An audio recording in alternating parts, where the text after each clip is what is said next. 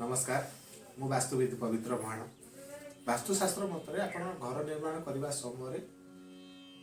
अनेक असुविधार सम्मुखीन हो कौन ना जे आप घर चारिपाखे थी लोक मैंने सहित से घर जगह घर टी करने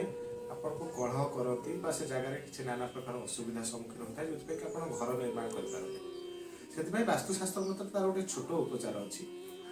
जितेबाला आप घर निर्माण करेंगे से घर निर्माण करने समय कौन करेंगे ना वास्तुपुरुष जो आप जो जगह थी से गोटे वास्तुपुरुष जो रूप नहीं था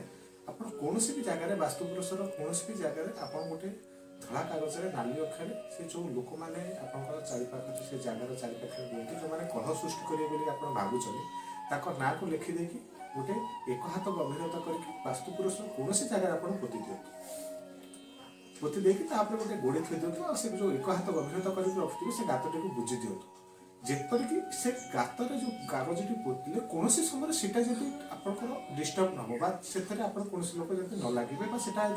आउ घुचा न जापर कि कौन जगह तार जगह चेंज न हो एपरी भाव करूँ देखिए से जगह से कलह सृष्टि हेनी आप आराम घर टी निर्माण करेंगे कौन